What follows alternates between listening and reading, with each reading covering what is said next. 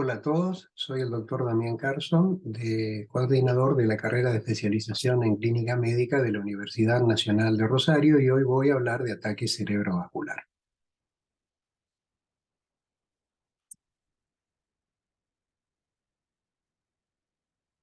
El ataque cerebrovascular es la tercera causa de muerte y la primera causa de discapacidad. Eh, Cuando nos enfrentamos a un paciente con un ataque cerebrovascular, hacemos en general el ataque de cráneo sin contraste, que es lo que nos permite confirmar la sospecha diagnóstica y fundamentalmente descartar las hemorragias, pero hasta que se realiza la tomografía de cráneo hay un periodo en donde lo importante es la evaluación clínica, y en esto es lo que vamos a profundizar en la primera parte de la exposición.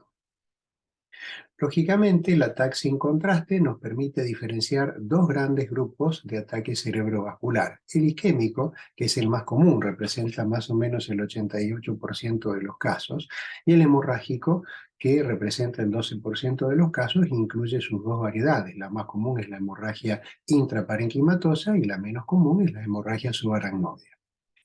La realización de la evaluación clínica y del ataque sin contraste es tiempo dependiente, porque tenemos una ventana terapéutica para la posibilidad de administrar el tratamiento más eficaz para el ACV isquémico, que es la trombolisis. Por lo tanto, toda esta evaluación debe de realizarse de una forma rápida. Una vez que hemos hecho el diagnóstico de un ACV isquémico, la cosa no queda allí. Debemos tratar de establecer el mecanismo fisiopatológico que lo produce. El ACV isquémico es la vía final común, pero que puede producirse por distintos mecanismos, y es importante su reconocimiento, ya que cada uno de ellos tiene un tratamiento diferente. Más o menos en diferentes series de casos, la proporción de los diferentes mecanismos son como sigue.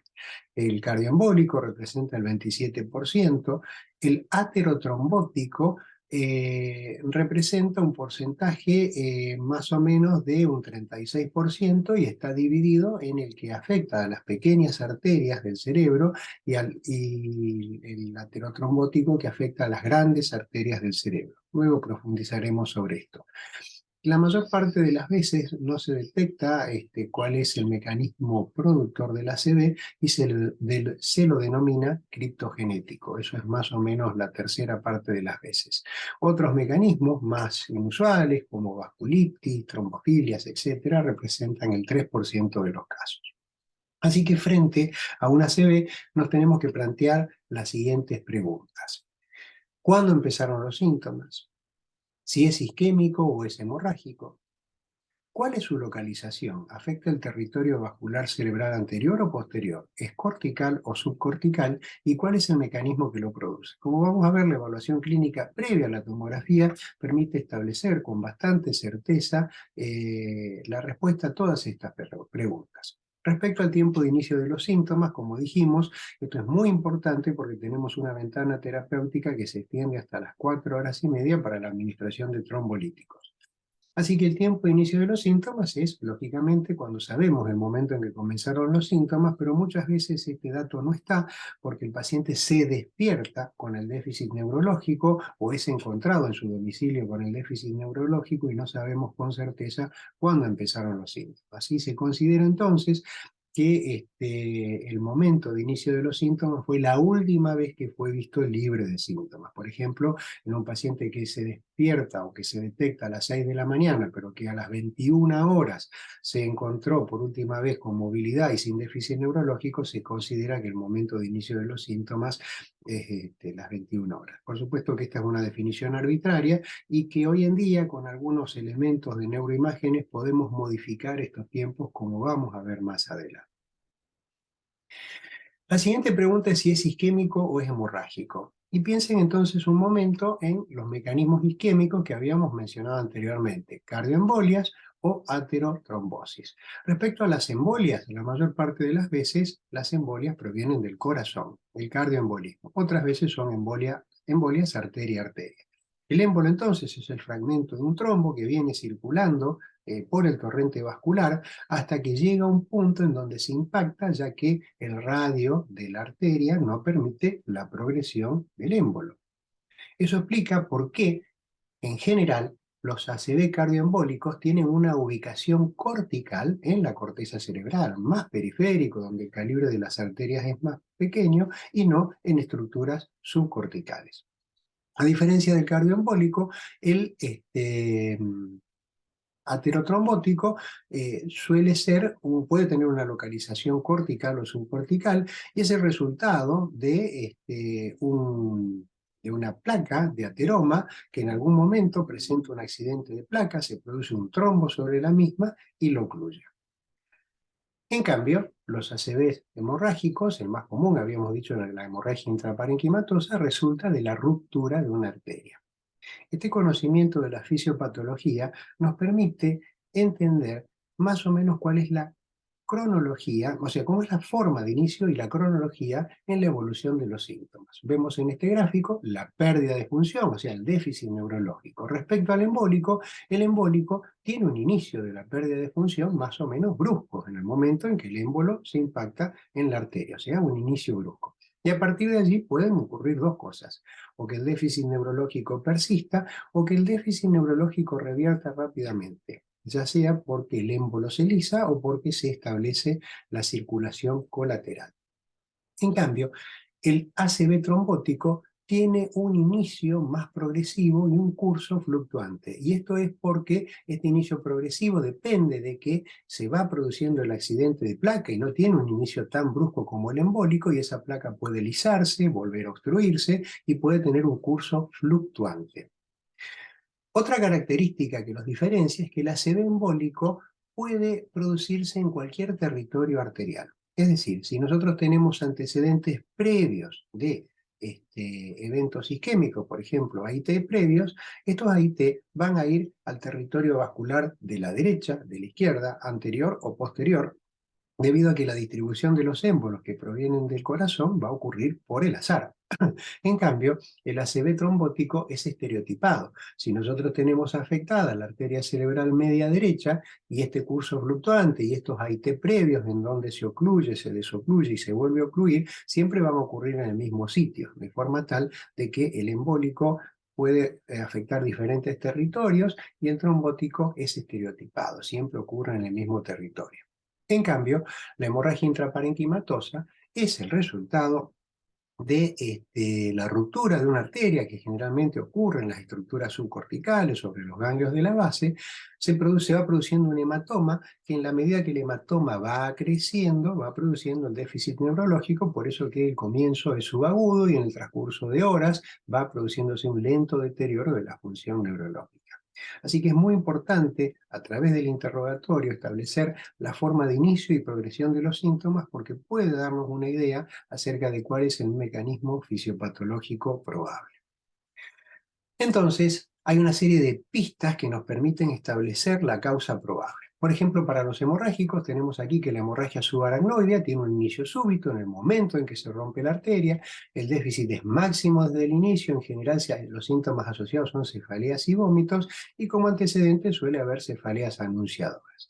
En cambio, en la hemorragia intraparenquimatosa, el inicio es agudo a subagudo, la evolución del déficit es rápida, en minutos a hora, el síntoma asociado suele ser cefalea progresiva y vómitos, y generalmente las patologías coexistentes están relacionadas a hipertensión y coagulopatías.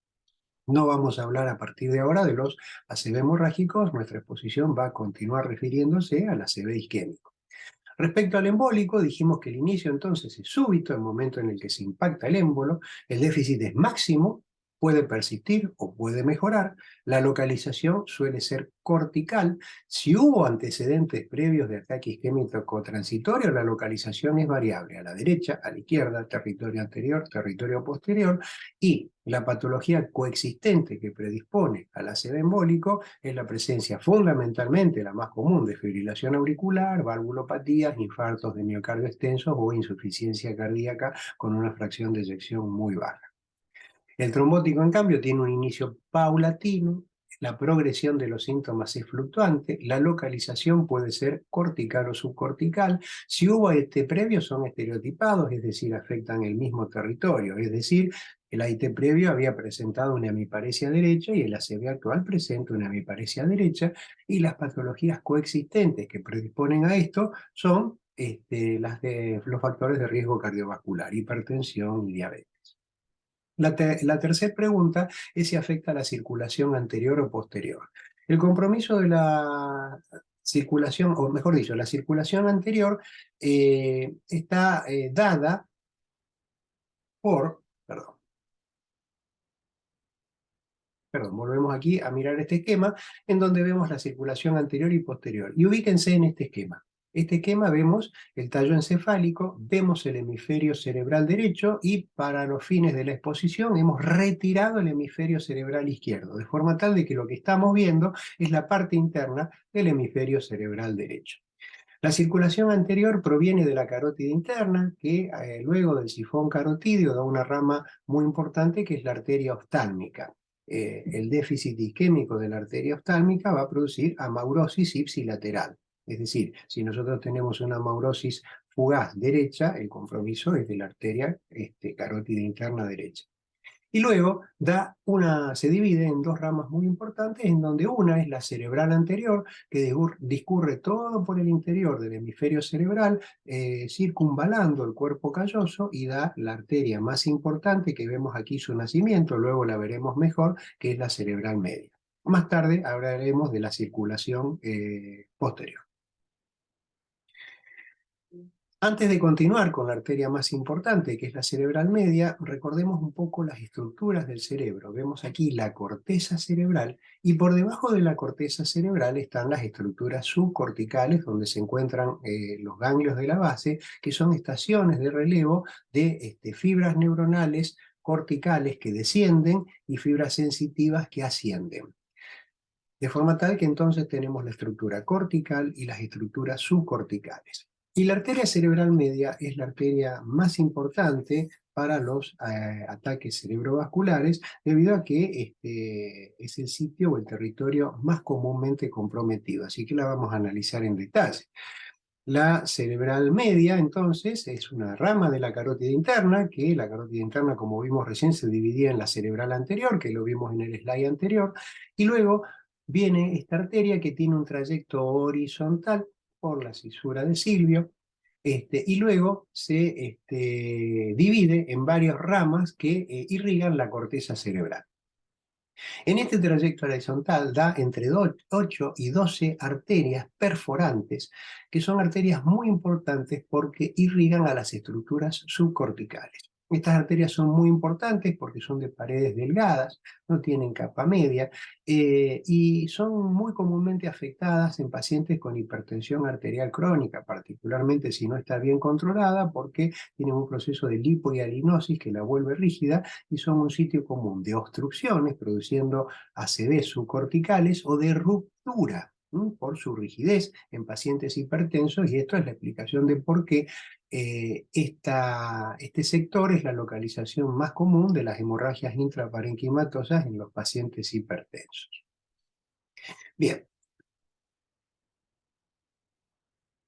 Dijimos entonces que la cerebral media tenía una distribución muy importante, y fíjense aquí cómo vemos un esquema de la corteza cerebral en donde vemos cómo está irrigada.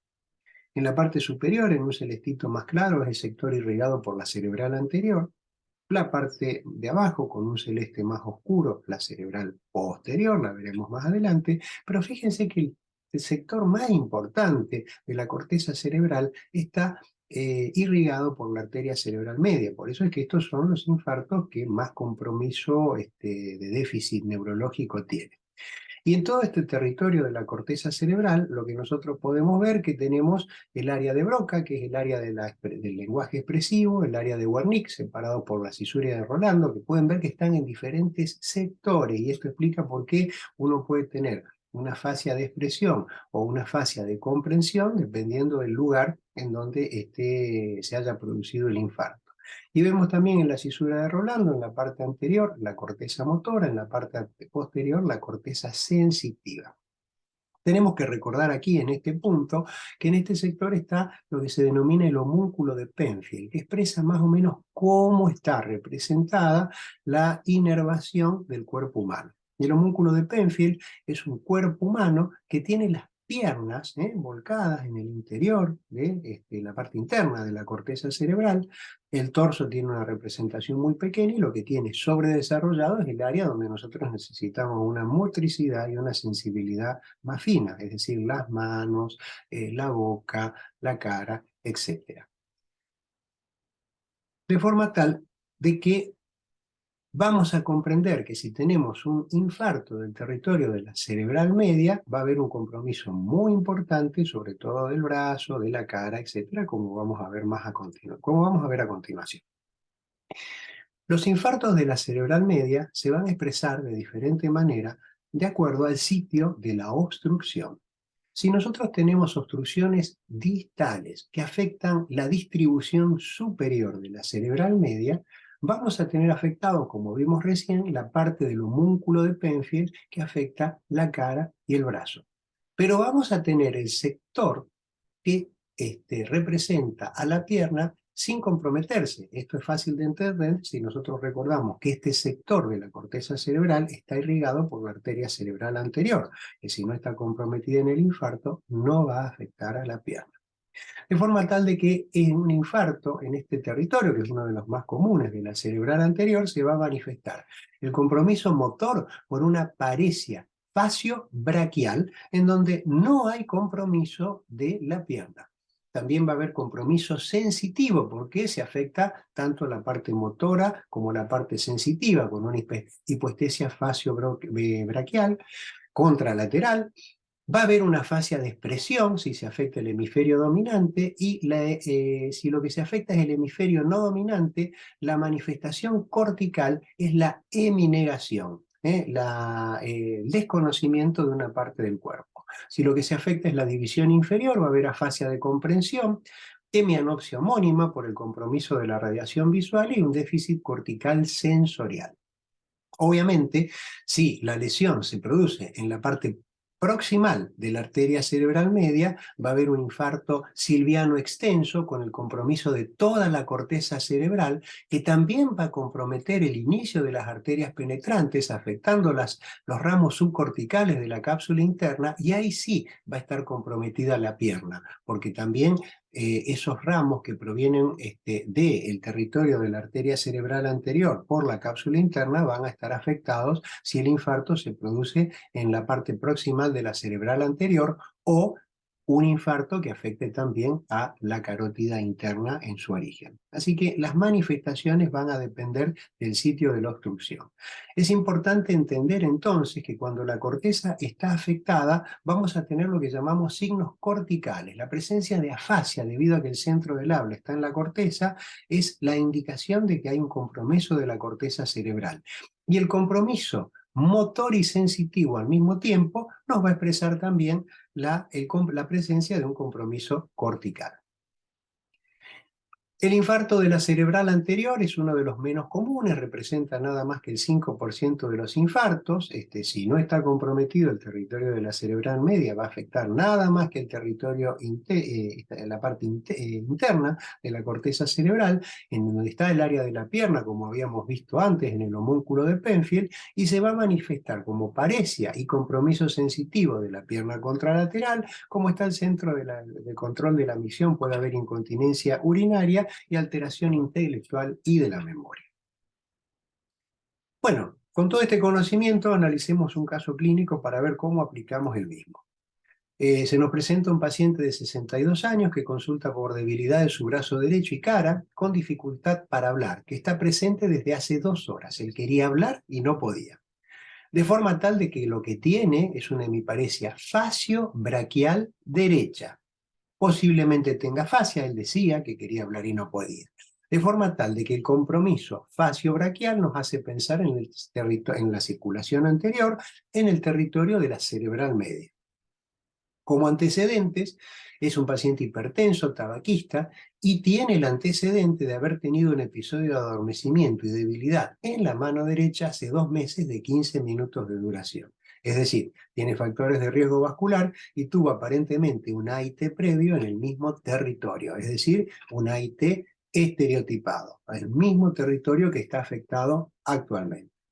¿Cómo evoluciona? En la hora siguiente el déficit mejora, responde mejor a las preguntas, de forma tal de que el compromiso neurológico es fluctuante. De forma tal de que tiene factores de riesgo cardiovascular, tuvo un AIT previo bicilateral, el curso es fluctuante, esto nos hace pensar que el mecanismo de producción es ateroesclerótico. En el examen físico, los puntos que se destacan son, tiene afasia de expresión, esto ya nos hace pensar que el compromiso es cortical, hay una paresia facio-braquial derecha 3/5, crural 4/5, el compromiso es muy pequeño, y tiene hipoestesia de la cara y el brazo derecho. Es decir, tenemos todos los elementos que nos configuran y nos señalan que la localización de la lesión es cortical. Afasia, que es un claro signo cortical, del hemisferio dominante. Recuerden que el equivalente a la fascia como marcador de compromiso cortical es la heminegación en el hemisferio cerebral no dominante, y el compromiso al mismo tiempo motor y sensitivo. De forma tal de que hemiparesia faciobraquial, compromiso motor y sensitivo, así que lo que está afectado es el territorio de la cerebral media a nivel cortical. Nada más que con los datos clínicos pudimos establecer la localización de la lesión y una probabilidad bastante razonable de cuál es el mecanismo fisiopatológico que la produce. ¿Y para qué nos sirve este conocimiento? Nos sirve para el momento en que vamos a ir a ver la tomografía. Esto es muy importante porque la tomografía de cráneo en las primeras etapas de una ACV suele ser normal, no vamos a encontrar ningún hallazgo. Nosotros tenemos que saber a dónde vamos a ir a buscar los hallazgos. Entonces, nosotros sabemos que si este paciente tenía un compromiso derecho, lo vamos a tener que ir a buscar en el hemisferio cerebral, en el territorio de la cerebral media. Es ahí donde vamos a ir a buscar la lesión. Vemos, por ejemplo, la tomografía de nuestro paciente, en donde vemos borramiento de los surcos en el hemisferio cerebral izquierdo, contralateral a donde estaban las lesiones, y aquí es donde encontramos lo que esperábamos encontrar. El territorio de la cerebral media a nivel cortical es el que está afectado. Como vemos, esto es importante porque a veces en etapas tempranas los signos no se ven, o a veces los pacientes tienen ACVs previos y entonces uno tiene que interpretar si la lesión es aguda o los hallazgos de la tomografía corresponden a lesiones previas. Veamos otro caso clínico. Mujer de 71 años que consulta por disartria, debilidad en el brazo derecho, desviación de la comisura bucal de 5 horas de evolución. O sea que tiene una hemiparesia facio-braquial, lo cual nos hace pensar que es circulación anterior y que es territorio de la cerebral media. Como antecedentes, hipertensa, diabética, tuvo un ACV previo con una hemiparesia izquierda sin secuelas. O sea que el ACV previo ya no es una IT, fue del otro lado. Ya sabemos que tiene factores de riesgo cardiovascular, esto nos hace pensar más en un mecanismo aterosclerótico. Y en el examen tiene una hemiparesia, perdón, en el examen tiene una hemiparesia facio-braquial derecha, 3/5, tiene disartria, es decir, no tiene afasia, y no tiene compromiso sensitivo, es decir, no tiene el signo cortical y no tiene al mismo tiempo el compromiso motor y sensitivo, lo que nos hace pensar que la localización de la lesión ahora es subcortical. Vemos en la tomografía el hallazgo de un infartito en el territorio lacunar, en el territorio subcortical. Los infartos lacunares son los infartos subcorticales sumamente frecuentes y que son el resultado del compromiso de las arterias perforantes. Las vimos antes, eran arterias perforantes que eran ramas de la cerebral media, pero también hay arterias perforantes en el territorio vascular posterior, particularmente ramas del tronco de la basilar, que vamos a ver más adelante. No presentan síntomas corticales, es decir, no presentan afasia y no presentan el compromiso simultáneo motor y sensitivo. Muchas veces estos infartos son silentes, es decir, no tienen expresión, y cuando uno hace una tomografía encuentra muchos infartos lacunares previos. Aumentan mucho el riesgo de demencia, y en series de casos se ve que las expresiones clínicas más comunes son hemiparesia motora pura, en el 47% de los casos. Compromiso sensitivo y motor. Esto está en contradicción con lo que dije antes, ¿no es cierto? Compromiso motor y sensitivo al mismo tiempo, pero se explica por el hecho de que muchas veces hay lesiones previas que explican el hallazgo sincrónico del compromiso motor y sensitivo. Hemiparesia y ataxia, cuando las perforantes que se afectan son las del territorio vascular posterior, o compromiso sensorial puro. Vamos a hablar ahora del territorio vascular posterior. Representan el 20% de los ACV isquémicos. Esto es fácil de comprender porque cada cerebral, o el territorio anterior representa, o cada cerebral media representa más o menos el 40% del flujo. Es por eso que son los ACV más comunes. Y 40% del lado derecho y del lado izquierdo representan el 80%, el territorio posterior representa el 20% de los ACV isquémicos. La tercera parte de los infartos del territorio posterior no se diagnostica correctamente.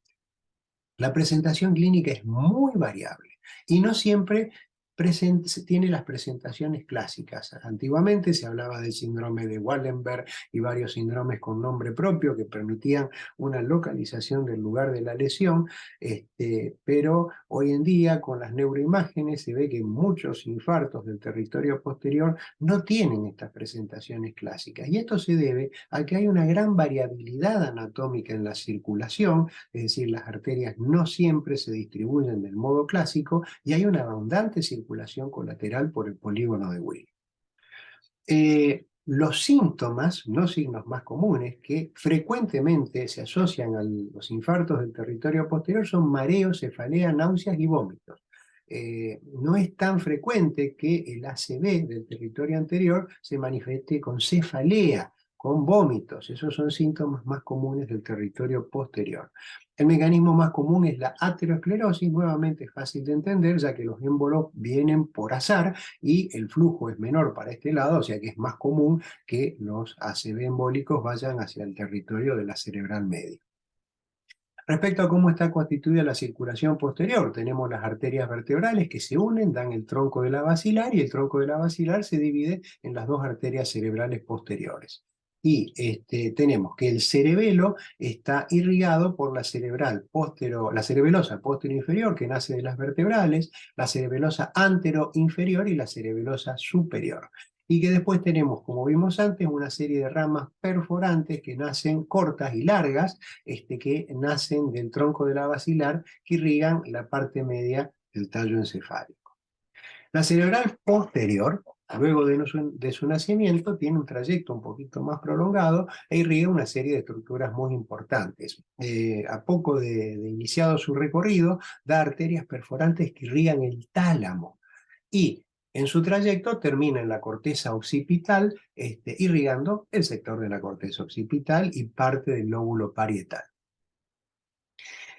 Vemos aquí entonces más o menos cómo está constituida la circulación posterior. En celestito vemos los sectores irrigados por la cerebral posterior. El tálamo, con las ramas perforantes que vimos anteriormente, que cuando está comprometido da una pérdida sensitiva. La corteza occipital, que cuando está comprometida da defectos visuales, en mianopsia homónima, y también hay un compromiso variable del lóbulo temporal, que se manifiesta por alteraciones más neuropsicológicas del tipo de compromiso de la memoria, alexia, calculia, agrafia y prosopagnosia. El cerebelo está irrigado por las arterias cerebelosas y da los síntomas cerebelosos cuando hay infartos: ataxia, dismetría, vértigo, nistagmo y otros síntomas.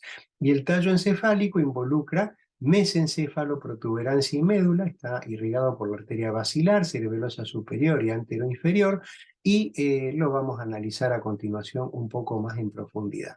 Miren en este esquema que el cerebelo, vuelvo para atrás, está, bueno, en íntimo contacto con el tallo encefálico, y está unido por los podúnculos cerebelosos superior, medio e inferior. O sea que hay una serie de tractos transversales que discurren desde el cerebelo y atraviesan transversalmente el tallo encefálico, de forma tal de que el compromiso de cualquier sector del tallo encefálico puede afectar estos tractos transversales cerebelosos. El compromiso cerebeloso, entonces, en estos sitios se manifiesta por síntomas cerebelosos como ataxia, dismetría, de forma tal que la presencia de ataxia y dismetría no tiene un gran valor localizador. Es decir, lo que está comprometido es el bulbo, el mesencéfalo o la protuberancia, ya que puede ocurrir en cualquiera de los tres niveles del tallo encefálico. Respecto al tallo encefálico, como dijimos, nosotros teníamos bulbo, mesencéfalo y protuberancia, y tenemos, si bien es bastante compleja la neuroanatomía, hay algunos tópicos importantes que tenemos que recordar y que nos permiten entender más o menos cómo se presentan las lesiones. Primero, que tenemos haces longitudinales que van por el centro del tallo encefálico y otros que van por la parte lateral. Los que van por el centro son los haces descendentes motores, córtico-espinales y sensitivos, por el lemnisco medio que transportan la sensibilidad profunda. Y haces laterales sensitivos también que transportan la sensibilidad termoalgésica, los haces extrapiramidales, el espinocerebeloso y los haces simpáticos. Y fundamentalmente lo que tenemos es los núcleos de los pares craneales. Los núcleos motores tienen una disposición central. En el mesencéfalo tenemos el núcleo del tercer par, del cuarto par, el del sexto par en la protuberancia, y en el bulbo el del par 12, y los haces sensitivos tienen una disposición lateral. De forma tal de que el compromiso de los nervios craneales cuando se produce es ipsilateral y nos permite establecer el nivel de la lesión. Si nosotros tenemos una lesión del tercer par o del sexto par, ya sabemos que lo que está comprometido es el nivel del mesencéfalo. La lesión motora es contralateral, es decir, porque cuando hay una lesión isquémica, la decusación de la vía motora se produce por debajo del bulbo, así que las lesiones motoras son contralaterales. Las alteraciones sensitivas también son contralaterales, pero de acuerdo al nivel, a veces la sensibilidad puede estar disociada, porque vimos que la vía sensitiva profunda y termoalgésica discurren por haces diferentes. Los signos cerebelosos, ataxia y dismetría, son muy comunes y no tienen valor localizador. Habíamos dicho que haces del pedúnculo cerebeloso superior, medio e inferior discurren de manera transversal y su compromiso se manifiesta siempre por lo mismo, ataxia y dismetría. O sea que la ataxia y dismetría no nos permiten establecer bien cuál es la altura de la lesión. Lo que más nos permite establecer cuál es la altura de la lesión es qué nervio craneano está comprometido. Disartria y disfagia son muy comunes. Bueno, la disartria porque se comprometen las vías motoras en cualquier nivel, y también porque se pueden comprometer los núcleos motores que tienen que ver con la motilidad de la faringe. Eso lo mismo vale para la disfagia.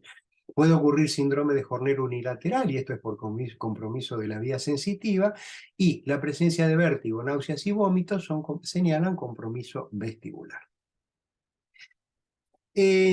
Conviene pararnos un minutito a analizar al vértigo.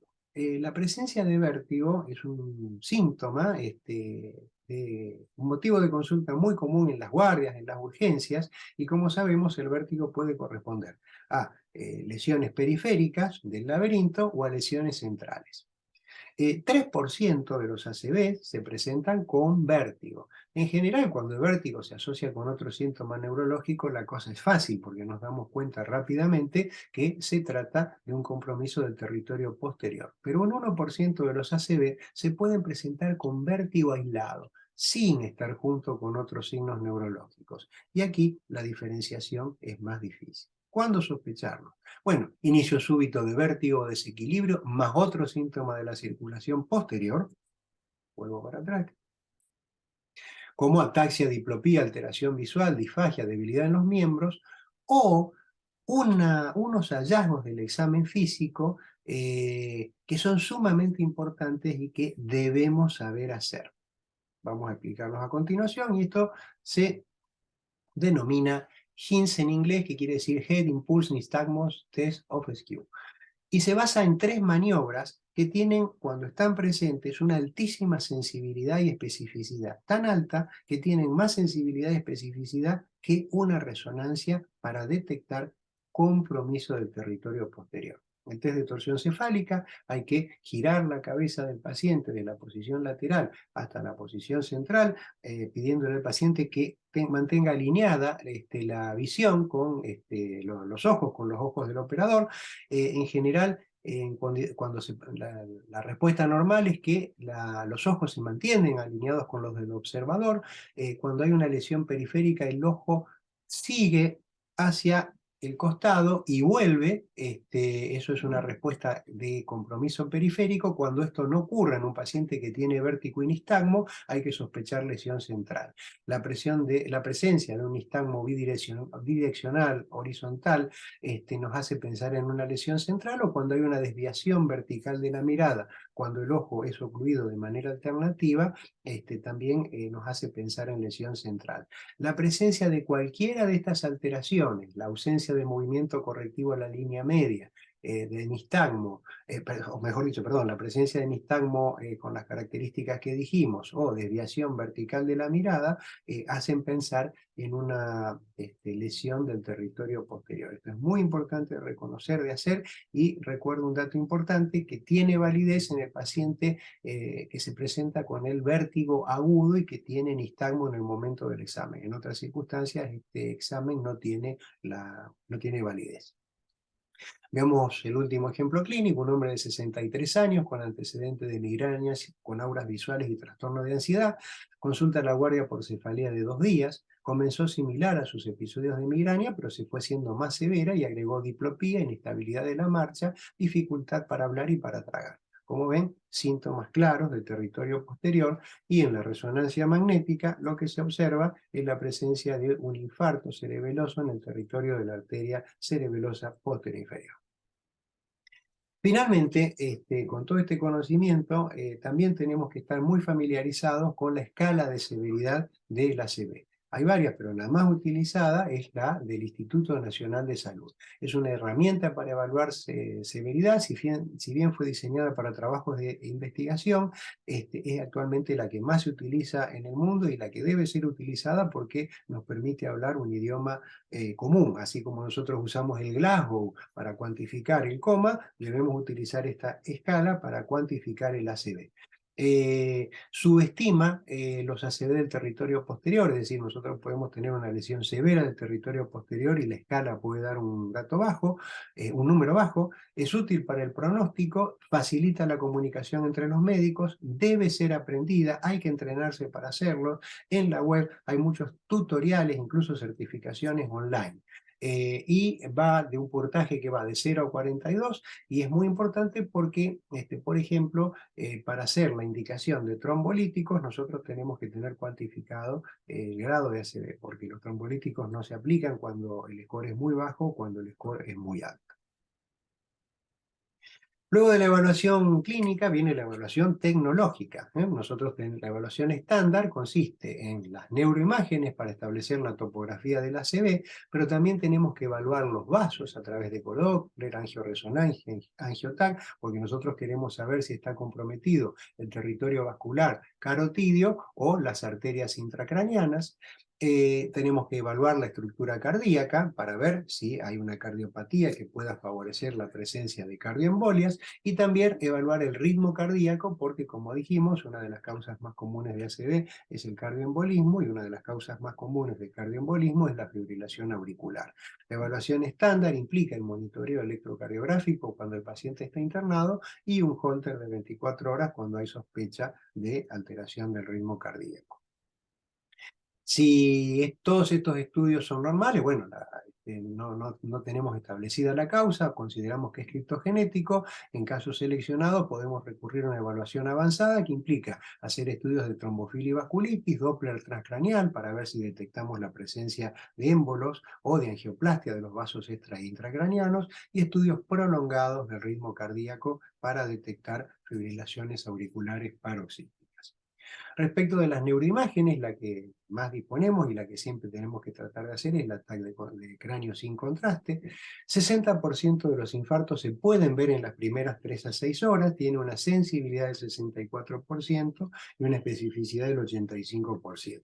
Y los signos tempranos para visualizar en el ACV son la hipodensidad del tejido cerebral, el oscurecimiento del núcleo lentiforme, el signo de la cinta insular, el signo de la arteria hiperdensa y el borramiento de surcos que explicamos a continuación. La hipodensidad del tejido cerebral es, como se ve en esta imagen, y expresa necrosis. Esto ya nos habla de un ACV isquémico avanzado, y repito, hipodensidad es sinónimo de necrosis. El oscurecimiento del núcleo lentiforme se basa en la pérdida de la diferenciación entre la sustancia gris y la sustancia blanca. El núcleo lentiforme es uno de los núcleos de la base, está constituido fundamentalmente por sustancia gris, y fíjense de este lado, lo vemos normalmente, cómo se distingue, ¿no es cierto?, esta estructura de sustancia gris respecto a su densidad tomográfica del parénquima vecino, y acá cómo se ha perdido la delimitación del núcleo lentiforme. Fíjense, varios días después, cómo hay una hipodensidad marcada en este territorio. La pérdida de la diferenciación sustancia gris, sustancia blanca, es un signo temprano de ACV. Otro signo, signo que nos marca la pérdida de la diferenciación sustancia gris, sustancia blanca, es el signo de la cinta insular. En el borde de la corteza cerebral hay sustancia gris, en el lóbulo de la ínsula es el sitio donde mejor se puede ver, y vemos como un ribete blanquito que contrasta con el tejido vecino, es como un reborde que cuando se pierde nos habla de la presencia de un infarto. En esta otra imagen lo vemos mejor, ven ese ribete blanquecino en el lóbulo de la ínsula y cómo se pierde en el paciente que tiene una ACV isquémica. El signo de la arteria hiperdensa, recuerden que la cerebral media tiene un trayecto horizontal por la cisura de Silvio, y en ocasiones el corte tomográfico pasa justo a ese nivel y puede detectar la presencia de un trombo o un émbolo, y es un signo patognomónico de una ACV isquémica. Y finalmente el borramiento de los surcos, que expresa el edema citotóxico. Esto generalmente es un signo temprano, pero más tardío que los anteriores, y uno lo establece por comparación con el hemisferio cerebral contralateral. Recuerden aquí, para ir a buscar estas lesiones, la importancia del conocimiento topográfico de la lesión. Nosotros, a través del examen clínico, tenemos que tener una probabilidad pretest de dónde está ubicada la lesión. Vemos aquí este infarto cerebral evolucionado, como ya hay un área de edema y una pérdida de los surcos mucho más marcada. Además del ATAC común sin contraste, tenemos técnicas más modernas como el angioTAC, el ATAC multislide, que nos permite ver las lesiones anteriores y nos permite ver la vasculatura y la imputación, por ejemplo acá de la cerebral media. Veíamos una hipodensidad en el territorio de la cerebral media y cómo está amputada la cerebral media en su nacimiento. Y técnicas más modernas, que requieren de tomógrafos más evolucionados, como el ATAC multimodal, que nos permite ver todo lo anterior, pero con un software especial, se inyecta contraste y se puede evaluar la perfusión. Entonces permite establecer y delimitar el área de penumbra, porque uno puede establecer el área de tejido infartado y el área en donde hay isquemia, pero el tejido todavía no está infartado, y también permite ver los vasos extracraneanos y ver, por ejemplo, si hay compromiso de las arterias intracraneanas o de sus ramas intracraneanas, cerebral media, cerebral anterior y cerebral posterior.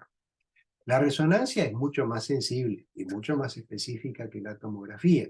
El tiempo de adquisición de imágenes es más larga y no siempre la tenemos disponible. Sería el estudio ideal.